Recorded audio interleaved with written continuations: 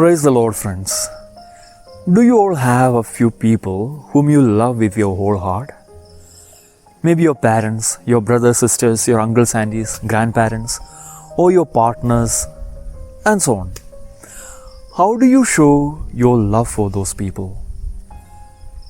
One of the best ways in which we can express our love for someone whom you really love with our whole heart is to make that person or those people an integral part of our decision making process.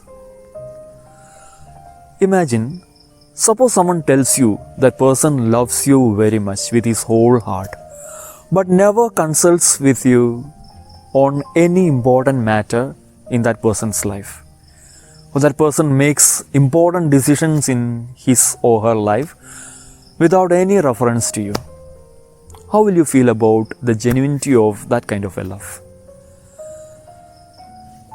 See, the best way to express our love for someone, to make those persons or that person an integral part of our decision making process.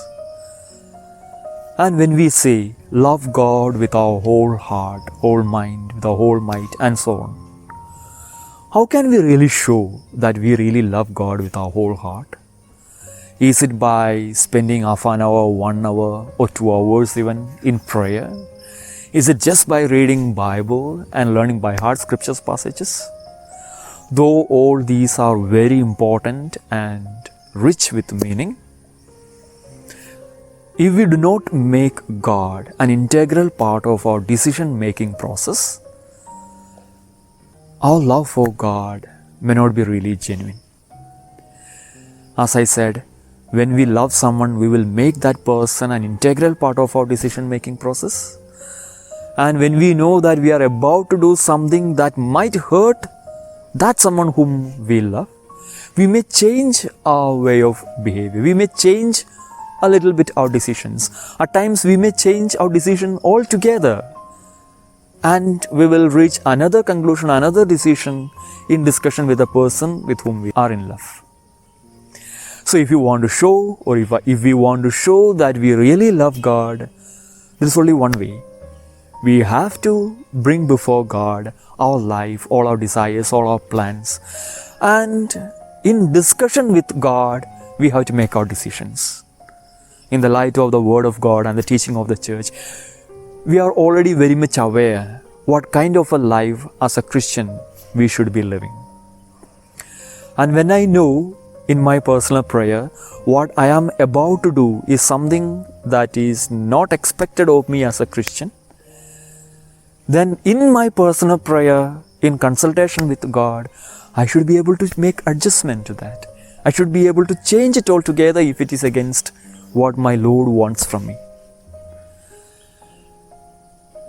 And when I love God with my whole heart, it is then, like what St. Augustine says, love God and do what you wish.